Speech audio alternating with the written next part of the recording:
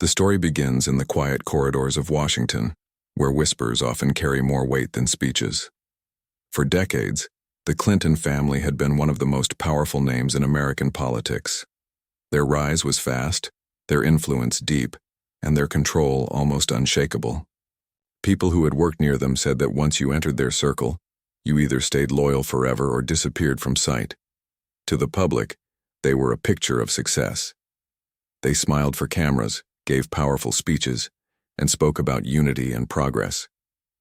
But behind those smiles, there were layers of deals, alliances, and secrets that kept their empire standing. Few dared to question them. Those who did often found themselves facing sudden setbacks, lost careers, broken reputations, or simply vanished from the spotlight altogether. For years, the Clintons represented power that seemed endless. They had friends in every corner of the establishment, lawmakers, journalists, and big donors. Their connections reached far beyond politics. Every move they made felt calculated, and every word was chosen carefully. They were not just a political family. They were a brand, an institution, and a symbol of how power could be built and protected in America. But time has a way of changing everything. Beneath the surface, things were not as solid as they appeared. People who had been close to them began to feel uneasy. There were stories that never reached the public, stories of decisions made behind closed doors, favors traded for silence, and truth buried under influence. It started with small things. A report that didn't add up, a staff member suddenly leaving without explanation, a journalist quietly saying they were warned not to ask certain questions. No one could point to one clear event, but those who paid attention could sense something shifting. The once perfect image was beginning to show cracks. Inside Washington, people often talked about power like it was a living thing. It moved, it breathed, and it changed hands in ways most people never saw. The Clintons had mastered this game, but power built on control and secrecy always comes with a cost. Eventually, the truth has a way of demanding attention. One evening, in a small office far from the media lights, a man who had worked with the Clintons for years sat staring at his computer screen. His face was pale, his eyes heavy with regret. On his desk were documents, emails, letters, and notes. Each one a small piece of a puzzle that, when put together, painted a very different picture of the family's legacy. He had stayed silent, for a long time, convincing himself that loyalty was the right choice. But something inside him had changed. He had seen too much. He remembered meetings where decisions were made that had nothing to do with helping people. He remembered watching those who questioned authority being quietly removed. And he remembered the fear that hung in the air whenever someone got too close to the truth. It wasn't just politics. It was a system of control. He had been part of it once, thinking it was normal, that this was how the world worked. But now, as he looked at the evidence in front of him, he realized he had been wrong. He decided he couldn't stay quiet anymore. Not after everything he had seen. That night, he began writing. He didn't plan on exposing anyone yet, but he wanted a record, something that showed what really went on behind those closed doors. He backed up files, copied messages, and wrote down everything he could remember. Every secret conversation, every strange decision, every moment that felt wrong. He knew it was dangerous. People who spoke out often faced consequences. But he also knew that the truth mattered more than fear. As days passed, he began reaching out to journalists. Most didn't respond. Some did, but they hesitated. They said they needed more proof or that they couldn't risk their jobs. The Clinton name still carried power, even in silence. No one wanted to be the first to take the risk. Then one night, one journalist agreed to meet him. They sat in a quiet diner, away from the busy parts of the city. He shared a few of the documents. The journalist read in silence, her eyes moving quickly. When she looked up, there was a mix of shock and uncertainty on her face. "This could change everything," she whispered. He nodded. "It's time people know." But even with proof, getting the story out was not easy. Media outlets had their own interests, and many were unwilling to cross such a powerful line. Weeks turned into months as the journalists struggled to find anyone brave enough to publish it. In the meantime, rumors began to spread. Someone from the inside was talking, and the whispers reached the Clintons' inner circle. Suddenly, strange things began happening. The man noticed people following him on his way home. His phone started acting strange, calls dropping, messages disappearing. The journalist received anonymous warnings telling her to stop asking questions. But the more pressure they faced, the more determined they became.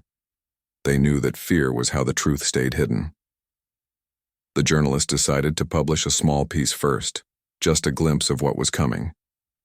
It wasn't enough to expose everything, but it was enough to make people curious. The story caught fire online. Independent bloggers picked it up, social media exploded, and suddenly everyone was talking. The mainstream outlets tried to ignore it at first, but the noise was too loud to silence. People began asking questions again, not just about the article, but about all the old scandals that never seemed fully resolved. The air in Washington grew tense. Behind the scenes, officials scrambled to control the damage. The Clintons had faced controversies before, but this felt different. This time it wasn't just political rivals. It was someone from their own side, someone who had seen everything up close. And unlike before, technology made it impossible to control the flow of information. Once a truth began spreading online, it could no longer be buried. For the first time in years, the family's image was slipping. Their supporters tried to defend them, but even they could feel the uncertainty. Every denial only raised more questions. Every silence felt louder. In private meetings, advisors spoke in low voices, trying to find a way to stop the damage. They blamed leakers, journalists, and opposition forces. But deep down, they knew the real problem wasn't outside. It was within their own circle. The empire had started to collapse from the inside out. While all of this was happening, the man who started it all stayed in hiding. He moved apartments, changed phone numbers, and used fake names online. The pressure was enormous. Some nights he couldn't sleep. He wondered if he had done the right thing. But when he saw how many people were finally talking about the truth, he found courage to keep going. More insiders began to speak up quietly at first. A former assistant confirmed strange activities. An old donor admitted to suspicious payments. Slowly, piece by piece, the wall of silence began to crack. In coffee shops, newsrooms, and online forums, people were discussing the Clinton family in a way they never had before. Not as icons, but as humans who had made mistakes, and perhaps far worse. The dynasty that had once controlled the narrative was now struggling to control the chaos, and the public was watching closely. Some still defended them fiercely, saying it was all lies made to destroy their legacy. Others believed this was the beginning of long-awaited justice. The truth was somewhere in between, too complex for anyone to fully understand yet. But one thing was clear. The illusion of untouchable power was gone. Every empire falls, not always from attack, but from the weight of its own secrets. The Clintons had built their world carefully, but cracks had been forming for years. The stories of loyalty, betrayal, and silence were now out in the open, and once people started asking questions, there was no turning back. As the year moved forward, the whispers turned into public debates. TV hosts discussed the new leaks every night. Politicians who once stood beside the family began keeping their distance. Some even hinted that they always had concerns. It was as if the city itself sensed change. The same Washington that once bowed to their power now watched their downfall like an unfolding drama. In private, the Clintons tried to hold on to normalcy. They appeared at events, gave speeches, and tried to show strength. But even their smiles looked heavier now. The cameras still flashed, but the glow that once surrounded them had dimmed. People in their circle began planning their exits. Longtime aides looked for new jobs. Political allies quietly deleted old photos. It was clear that the tide had turned. And somewhere, in a quiet room lit by a single lamp, the whistleblower watched the news on his laptop. He didn't smile or celebrate. He just sat there staring at the screen, thinking about how one decision to tell the truth had set something unstoppable in motion. He knew this was just the beginning. The real storm hadn't even started yet. But for the first time, the balance of power had shifted. The dynasty that once ruled with certainty now stood on uncertain ground. And as the truth continued to spread, it was clear that the story of the Clintons would never be the same again. The fall had begun, quietly, not with explosions or dramatic confrontations, but with something far more powerful. Truth finally finding its voice. The man had always known the truth would not stay quiet forever, but he never imagined how heavy it would feel when it finally started spreading. Each new headline, each new leak felt like a stone added to his chest. He had wanted justice, not chaos. Yet chaos was exactly what followed once the first wave of documents reached the public. At first, the reaction was slow. Some people dismissed the leaks as rumors. Others said it was all politics as usual, nothing new. But then came the second release, bigger, clearer, and harder to deny. That's when everything changed. The journalist he had trusted took a deep breath and decided to publish more of the story, but carefully. She knew one wrong move could put both of them in danger. Late at night, she sat at her desk reading the emails and notes again and again. Every line told a story of decisions that were never meant for the public eye. She didn't sleep much those days. Her phone buzzed with messages from editors, lawyers, and strangers offering both help and threats. When the story went live, it spread faster than anyone could control. It wasn't just a headline, it was a spark that set off a firestorm. People started digging on their own, searching for more connections, asking questions that no one wanted to answer. In Washington, panic set in. Officials called emergency meetings.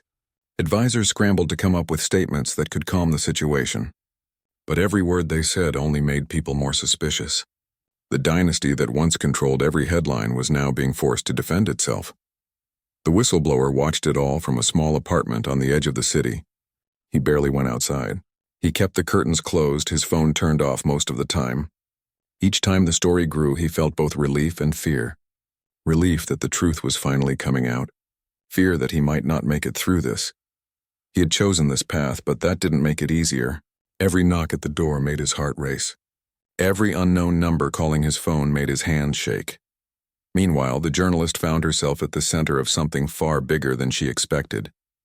Other media outlets began calling her, some congratulating her courage, others accusing her of bias. Online, her story was shared by millions. Some called her a hero, others called her a traitor. The pressure grew. One night, she received an anonymous message, "Stop now, before it's too late." She stared at the message for a long time, unsure if it was a warning or a threat. Then she deleted it. She knew turning back wasn't an option anymore. Once the truth begins to come out, it's almost impossible to put it back in the dark. The leaks exposed more than just questionable decisions. They showed a system built on control and silence. It wasn't just about one person or one family. It was about how power worked behind the curtain. People began realizing how deep it all went, how many had looked away for years. Across the country, conversations changed. Families talked about it at dinner. College students debated it in classrooms. Ordinary people began to see that the powerful were not as perfect as they appeared on stage. The cracks that had started small were now spreading across the whole structure. But power doesn't fall without a fight. Inside the Clinton circle, anger replaced fear. Their advisors blamed everyone, enemies, former friends, even the media they once controlled. They called the leaks lies, demanded investigations into who was behind the smear. But the public wasn't listening the same way anymore. Too many things lined up. Too many stories matched. The whistleblower received another message from the journalist. She said there were more reporters who wanted to join. They were planning something bigger. A coordinated release that would expose everything at once. He hesitated. He knew once that happened, there would be no turning back. The dynasty wouldn't just be questioned, it would be dismantled. He took a deep breath, then typed back a single line. "Do it. People need to know." From that moment, there was no peace. Every major news network began chasing the story. Some tried to spin it one way, some another. But the truth had already taken on a life of its own. Each new detail built on the last, forming a picture that no amount of denial could erase. In the following weeks, hearings were called. Investigators were assigned to look into the matter. Politicians who once stood proudly beside the Clintons started avoiding questions. Even their oldest allies began to pull away. The family's public appearances grew fewer. When they did appear, they looked different, more tired, more cautious. Their words, once full of confidence, now carried a tremor beneath them. The camera still followed, but the warmth from the crowd was gone. For the whistleblower, those days were a blur. He lived like a ghost, avoiding old friends, checking behind him when he walked, always feeling like someone was watching. But what kept him going was the flood of messages from strangers who thanked him anonymously online. People who said they finally saw the truth. He realized this wasn't just about one powerful family. It was about a country waking up to how power really worked. As the investigations deepened, more insiders came forward. Some were afraid, some were angry, but they all had stories that fit the puzzle. It became clear that what started as one man's decision to speak had unleashed something unstoppable. The journalist worked day and night. She barely ate or slept. Her team grew from one to several. Each day brought new files, new interviews, new evidence. The walls of her office were covered with notes and charts connecting timelines and names. It was exhausting, but she felt driven by something bigger than fear. The story had become bigger than all of them. When the final report was released, it hit like a thunderstorm. Every major network covered it. Every politician had to respond. It painted a picture of years of manipulation, hidden deals, and quiet control over parts of the system that were supposed to serve the people. It wasn't a story of villains and heroes. It was a story of how power can blind even those who start with good intentions. The nation was divided. Some refused to believe it, clinging to the old image of the Clintons they had admired. Others demanded justice and reform. But regardless of sides, everyone agreed on one thing: the dynasty had fallen from grace. For the first time in decades, their name didn't inspire fear or loyalty. It inspired questions. The whistleblower watched it all unfold from a distance. He knew he couldn't ever return to his old life. Too many bridges had been burned. Too many eyes were on him. But he didn't regret it. Sometimes doing what's right comes with a price, and he had made peace with that. He often thought about the journalist who helped him. They rarely spoke now for safety reasons, but he knew she was still fighting. Her work had changed the conversation in ways no one could have predicted. Months later, a documentary aired about the fall of the dynasty. It told the story from different angles: political, personal, and emotional. The whistleblower's voice was heard only through a recording. He spoke calmly, without anger or pride. "I didn't want revenge," he said. "I wanted truth. And sometimes truth is the only thing that can bring down an empire." Those words echoed in millions of homes across the country. People who once believed that some figures were too powerful to fall began to see that no one is untouchable. The story became a lesson about transparency, courage, and the cost of silence. Meanwhile, the Clintons withdrew from the spotlight. They appeared rarely, choosing quiet over confrontation. Their world, once filled with admirers and allies, had become small. Power, once endless, had slipped through their fingers like sand. But even in their silence, their story remained alive in every conversation about accountability and change. It became a symbol of a shift in the country's history, where influence was no longer protected by reputation alone. As months turned into years, people moved on, but the memory of that fall stayed. It wasn't about politics anymore. It was about truth finding its way through walls built to contain it. In the end, the whistleblower never revealed his identity. He chose to disappear, living quietly somewhere far from the noise. Sometimes he'd walk through a small town where no one knew who he was. He'd see newspapers or TV reports about new leaders, new scandals, new beginnings, and he'd think about how it all started, with one decision, one document, one moment of courage. He knew he had changed the course of history in his own small way. Power had been challenged. Truth had spoken. And the world, though messy and imperfect, had taken one step closer to seeing things as they really were. He didn't need recognition or fame. All he needed was the peace of knowing he did what was right, even when it cost him everything. And so, while the dynasty's towers crumbled and the world moved on to its next story, he faded quietly into the background, just another face in the crowd, carrying a truth that had once shaken the highest walls of power. The toppling had happened. The world had watched, and from that moment forward, things would never be the same again. His story had already changed everything. The leaks, the reports, and the investigations had pulled back the curtain on a world most people never saw. But now something even bigger was happening. The public was no longer just watching, they were reacting. People everywhere were waking up, questioning things they had once accepted without a thought. At first, it started small. Online discussions, late-night debates, short videos explaining what the leaks really meant. Then came the protests. Crowds gathered outside government buildings with signs demanding accountability. Some came out of anger, others out of confusion. They didn't all agree on everything, but they shared one feeling, that something had been wrong for a long time, and no one had been brave enough to say it. The Clintons, who had always been seen as powerful and untouchable, were now the center of a storm. Every move they made was watched, every word picked apart. The same cameras that once celebrated them now followed them with suspicion. The story was everywhere, on TV screens and headlines on every social media platform. People couldn't escape it even if they wanted to. Inside Washington, tension filled the air. Officials who had once praised the family were now distancing themselves. Some spoke carefully, pretending not to know the full story. Others quietly deleted old photos and statements from their profiles. It was as if everyone suddenly realized that the dynasty's shadow was no longer a shield. It was a weight that could pull them down too. For the journalist who had started it all, life had changed completely. She could no longer walk freely without being recognized. Some thanked her for her courage. Others blamed her for destroying stability. She had never wanted fame, only truth. But truth, she was learning, came with a price. She worked day and night verifying new information, cross-checking every lead.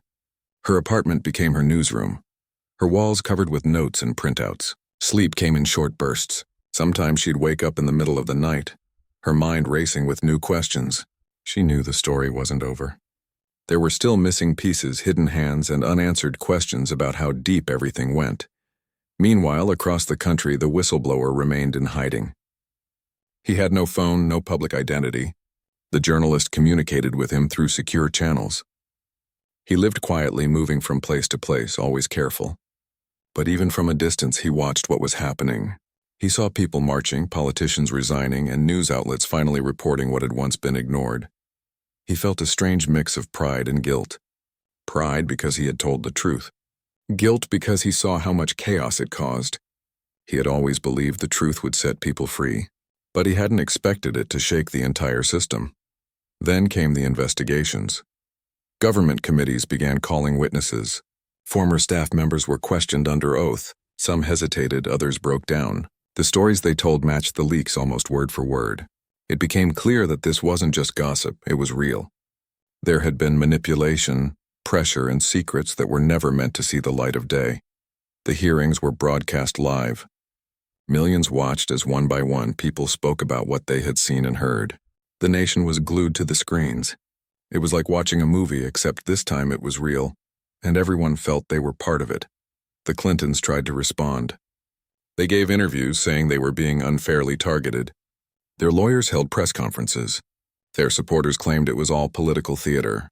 But the more they talked, the less convincing they sounded. The once confident tone was replaced with defensiveness. The more they denied, the more people doubted them. Behind the scenes, things were falling apart. Longtime allies refused to take their calls. Campaign donors stopped returning messages. Friends who once attended every party were now nowhere to be found.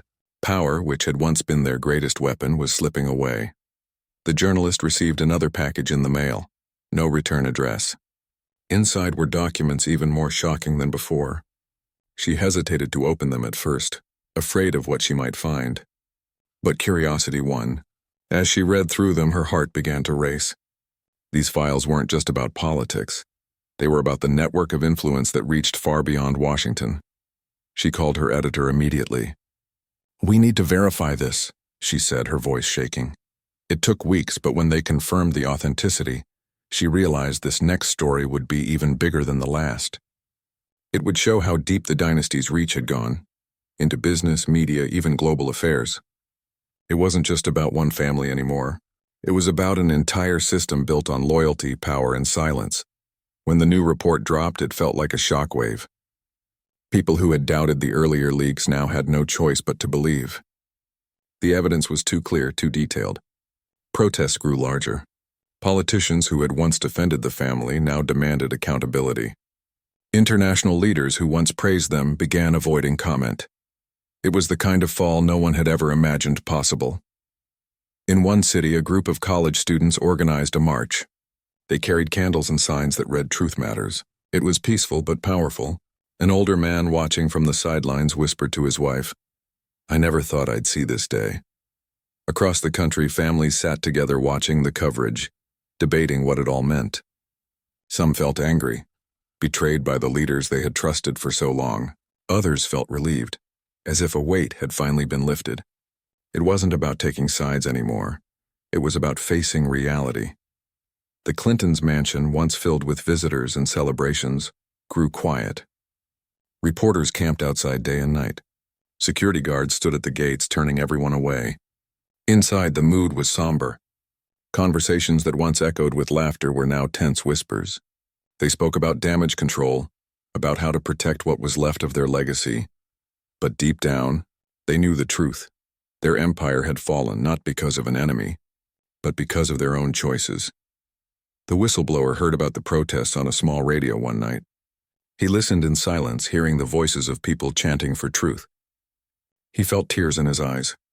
For the first time, he felt that maybe the risk had been worth it, but he also knew that truth came with consequences. For every person celebrating, there were others angry, afraid, or confused. He didn't want division, he wanted honesty, and he hoped that somehow this moment would lead to something better. In the weeks that followed, the investigations reached their peak. More files were released, more people spoke. The full story was out now for everyone to see. And the picture it painted was not one of heroes and villains, but of flawed humans who had let ambition blind them. The journalist sat in her apartment one evening, exhausted but at peace. She looked at the final article she had written, the one that tied everything together. She didn't write it with anger or judgment, but with understanding. She wanted readers to see that behind power, there are always people, and people make mistakes. The article ended with a single line. "The truth may hurt, but it heals what lies have broken." It became one of the most shared sentences of the year. Across the country, reforms began. New laws were proposed to make politics more transparent. Journalists became more careful about who they trusted. Citizens started paying closer attention to what happened behind closed doors. The fall of one dynasty had changed how people saw power forever. As for the Clintons, they slowly disappeared from public life. Their voices grew quiet. The spotlight they once controlled now belonged to others, younger, more idealistic leaders who promised to learn from the past. The story that began with one man's decision had transformed a nation. It had shown that even in a world built on influence, truth still had power. Months later, the whistleblower walked through a quiet park in a small town where no one recognized him. He watched children play, couples laugh, and old men feed birds by the pond. The world felt simple there, peaceful. He smiled faintly. He thought about everything that had happened. The fear, the chaos, the courage it took to stand against something so big. And he realized that sometimes change doesn't come from the powerful. It comes from ordinary people who decide they've had enough of lies. The dynasty's fall had left scars, but it had also left lessons. People had learned to question, to listen, and to care. And in that way, maybe something good had come out of all the pain. The whistleblower kept walking, his face calm, his steps slow. He knew his name would never be known, and that was fine. What mattered was that the truth had finally found its voice, and the world had heard it. The story wasn't just about the Clintons anymore. It was about everyone who had ever believed that power could last forever. It was about the strength of truth and how even when it comes quietly, it changes everything it touches. And somewhere, far away from the noise, the man who had started it all looked up at the sky and whispered a simple prayer. Not for revenge, not for recognition, but for peace, because sometimes, when the truth finally rises, it leaves behind something even stronger than power. It leaves hope. The world was watching. Every screen, every headline, every conversation seemed to circle back to one thing: the downfall of a family that once appeared untouchable. The Clintons had spent decades building their power brick by brick, but now those same walls were closing in on them. Investigations had moved from quiet inquiries to public hearings. There were cameras in every courtroom, reporters outside every office, and whispers in every hallway of Washington. The once private corridors of power were now flooded with bright lights and microphones. The family that had controlled the narrative for years no longer had control over anything. The hearings were relentless. One after another, witnesses came forward, former aides, advisors, and even longtime friends. Some spoke hesitantly, their voices trembling as they recounted what they had seen. Others spoke with guilt, admitting they had stayed silent for too long. The evidence piled up like a mountain that could no longer be ignored. The Clintons' lawyers fought hard. They questioned every statement, challenged every document, and called every accusation a misunderstanding. But deep down, even they could feel the tide turning. Every day brought new revelations. Each one hit harder than the last. The family appeared in court only a few times, but those moments were unforgettable. The confident smiles they once carried were gone. They looked smaller now, not in size, but in spirit. The weight of years of secrets seemed to press down on them. Cameras flashed, people shouted questions, and yet they kept walking silently, heads down as if hoping to disappear. For the public, it was strange to see. These were the same figures they had once cheered for, the same voices that had shaped the country's direction for years. And now they looked lost, like people who had finally realized that power doesn't protect anyone forever. Across the country, opinions were divided. Some people felt pity. They said the family had given so much to the nation and didn't deserve to be humiliated like this. Others argued that justice was long overdue. "No one is above the truth," one protester said outside the courthouse, holding a handmade sign. The journalist who had helped expose everything watched all of this unfold from her office. She had become one of the most recognized reporters in the country, but fame was never her goal. She had received awards, interviews, and praise, but also threats and hate messages. Some nights she felt proud. Other nights she felt hollow. She had wanted the truth, but she hadn't expected it to break so many people. She often asked herself if she had done the right thing. But then she remembered the people who had reached out to her, victims of corruption, whistleblowers from other places, and citizens who said her story gave them courage to speak up. That's what kept her going. One day, as she was leaving her office, an older man approached her quietly. He didn't say his name, but she recognized his face from the hearings. He was a former political advisor, one who had stayed silent during the earlier investigations. "You did something most people wouldn't dare to," he said softly. "But I'll warn you, the truth doesn't end things. It changes them," she nodded. "I know," she replied, and he was right. The truth hadn't ended the story, it had only started a new one. As more evidence surfaced, the Dynasty's network of allies began to crumble. Donors withdrew support. Organizations once linked to the family cut ties. Public figures who had built their careers beside them began rebranding themselves, pretending they had never been close. It was painful to watch. Power had given them friends, but only loyalty had kept them there, and now even that was gone.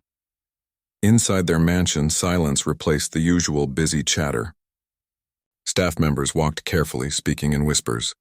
The family rarely appeared together anymore. When they did, it was usually for a brief meeting with their lawyers or a planned statement to the press. The younger members of the family, who had once dreamed of continuing the legacy, looked defeated.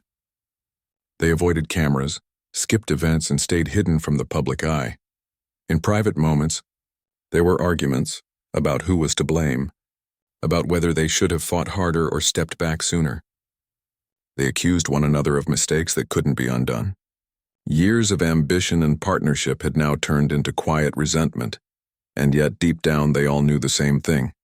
It wasn't one person's fault. It was the system they had built together, a system that relied too much on control and not enough on truth. Meanwhile, the whistleblower who had started it all still lived in hiding. He had watched the trials, the hearings, the endless coverage. He saw the same faces that had once ruled every headline now looking worn and tired. Sometimes he felt sorry for them. He had never wanted revenge, only honesty. But he also knew that some things couldn't be undone. He stayed in a small coastal town, away from noise and attention. Each morning he'd walk by the sea trying to quiet his thoughts. Some locals thought he was just another quiet stranger passing through. They didn't know his story, and he preferred it that way. One morning he bought a newspaper from a small shop. The front page showed a photo of the Clintons leaving a courtroom, their faces grim. The headline read, "A Legacy in Ruins." He folded the paper and stared at the ocean for a long time. He thought about how far things had come since that first night when he copied the files and decided to tell the truth. He thought about how fear had nearly stopped him, and how courage had changed everything, but there was no joy in him. Only quiet acceptance. In Washington, the trials dragged on. The public lost count of how many hearings there had been, but each one chipped away at the family's remaining reputation. The once loyal press now turned against them completely. Documentaries were made, books were written, and late-night shows made jokes about their fall. The Dynasty's name had become a symbol, not of success, but of warning. Still, even in their downfall, there were moments that showed their humanity. During one hearing, one of the family members broke down in tears while reading a statement. They spoke about regret, about how ambition had blinded them and how they had lost sight of what truly mattered. For a brief moment, the courtroom went silent. Even the cameras seemed to pause. It was a reminder that behind the political battles and scandals were real people, people who had made choices they could never take back. The journalist watched that clip later that night. She didn't feel triumphant.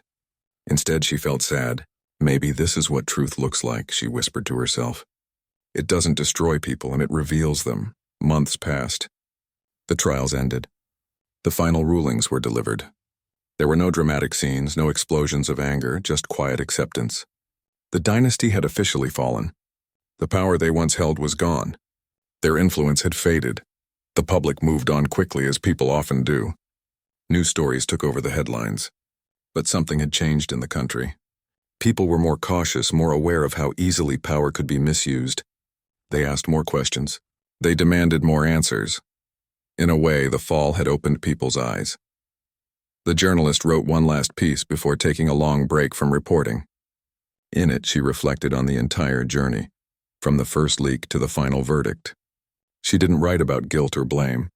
She wrote about lessons. She ended her piece with these words: "The fall of power is not the end of history. It is the reminder that history is written by those who dare to tell the truth." That line echoed across the internet, shared by millions. Teachers quoted it. Protesters painted it on banners.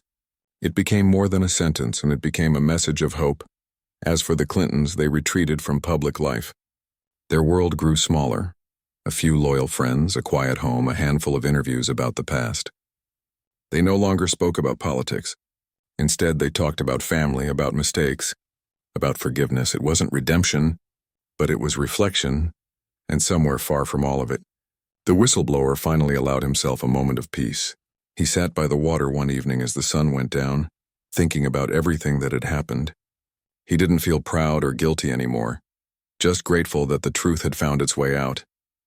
He knew people would keep debating what really happened, who was right, who was wrong. But none of that mattered to him anymore. He had done what he believed was right, and that was enough. The dynasty had fallen, but from its fall came something rare: awareness.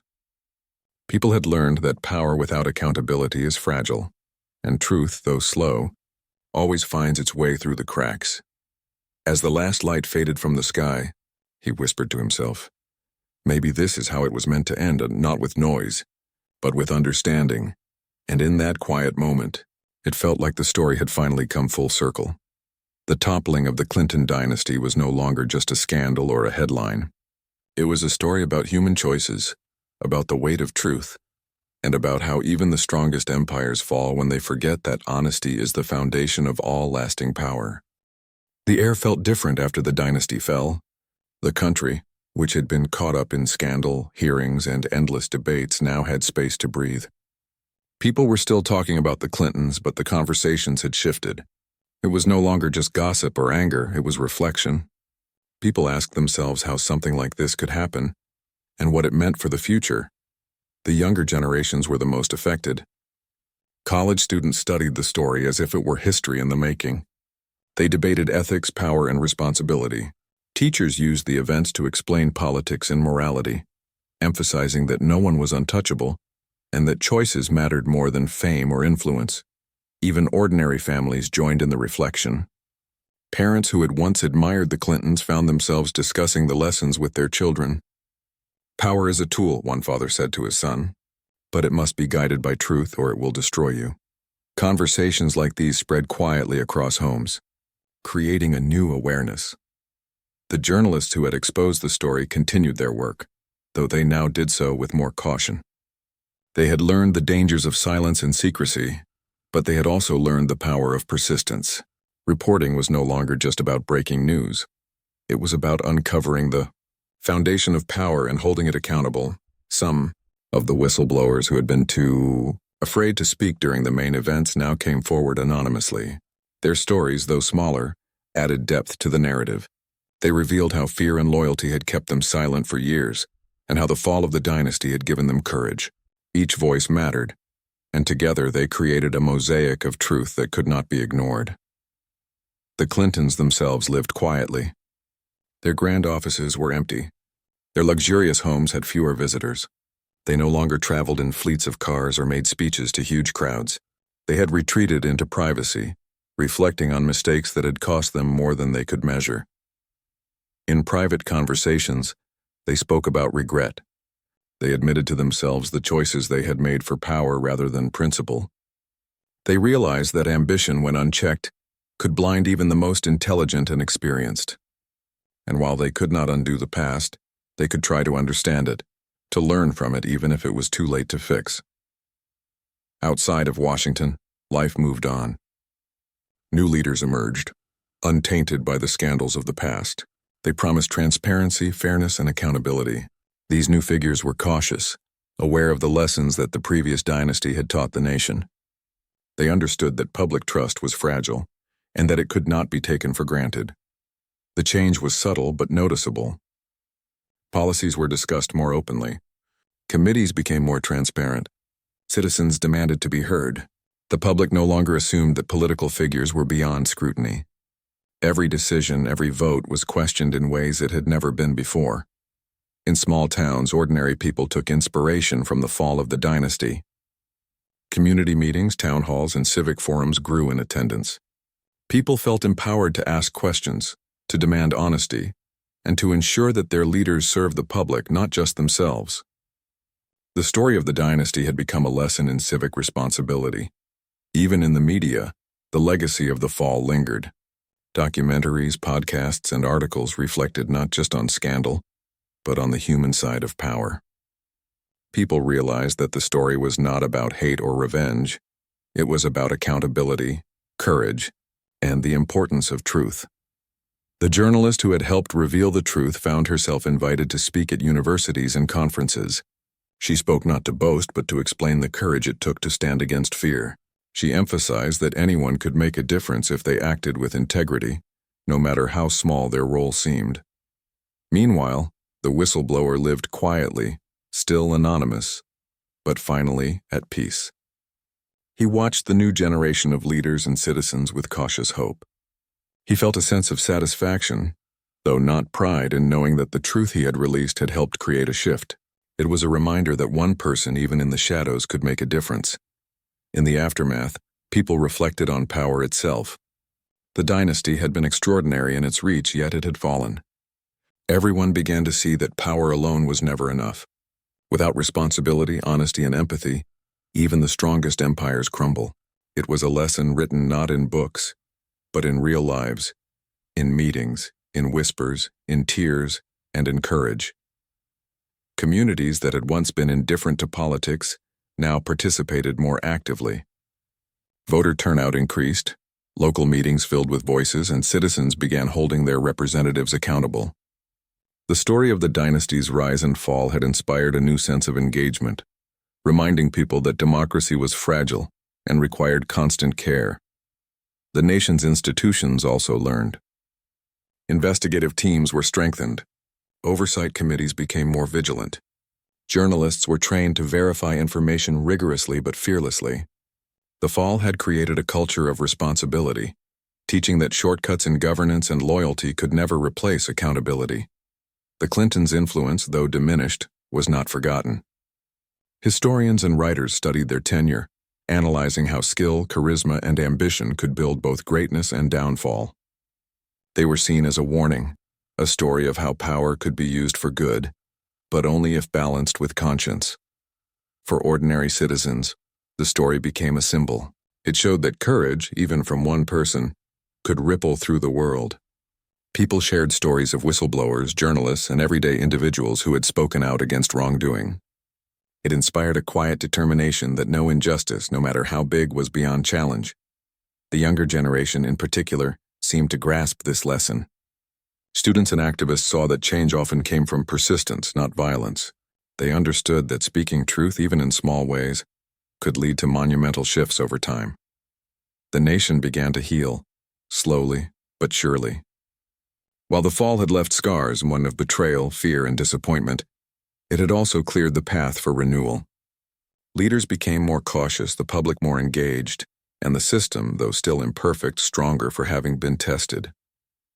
In personal stories, people shared how they had been inspired. Teachers recounted how they used the Dynasty story to explain ethics. Young journalists described how the courage of one reporter gave them the bravery to pursue stories they might otherwise have avoided. Communities spoke about how they had come together to demand transparency in local government, using lessons learned from the national stage. Even the family members of the Dynasty found ways to reflect and grow. In private, they worked to mend relationships that had frayed under pressure. They focused on education, philanthropy, and quiet mentorship. While they no longer held power, they tried to use what they had learned to guide the next generation responsibly. The whistleblower, observing from a distance, felt a quiet satisfaction. He understood that the story would never truly end. New challenges would arise, new leaders would make mistakes, and new generations would face choices of their own. But he also knew that one ripple could start a wave, and the wave of truth he had helped release had changed the nation forever. Years later, people still spoke of the fall of the Dynasty as a pivotal moment. It was no longer just scandal or gossip, it was history. Scholars studied it, writers narrated it, and citizens remembered it. The lessons remained clear. Power without accountability is fragile, truth always finds a way, and courage, even from one individual, can change the course of events. And as the nation moved forward, the story inspired quiet optimism. Leaders became more thoughtful, citizens became more vigilant, systems became slightly more transparent. The nation had learned through the collapse of a dynasty that vigilance, honesty, and courage are more important than reputation, fear, or loyalty. The journalist retired from frontline reporting eventually, but continued mentoring others. She encouraged young reporters to pursue truth, no matter the danger or difficulty. She reminded them that integrity was the greatest tool any storyteller could have. The whistleblower disappeared entirely from public view. He walked through towns, visited parks, watched children play, and smiled quietly. He understood that real change often happens unseen, away from cameras and headlines. His actions had set in motion reforms, awareness, and courage that would last far longer than the scandal itself. The legacy of the fall was not about humiliation or revenge. It was about understanding. It was about the fact that no empire, no matter how grand, could survive lies forever. And it was about the enduring power of truth to awaken the public, inspire action, and restore balance. Across the nation, people talked less about blame and more about learning. They reflected on the human side of ambition, the danger of unchecked power, and the responsibility everyone holds, leaders and citizens alike. The dynasty was gone, but its story had transformed society.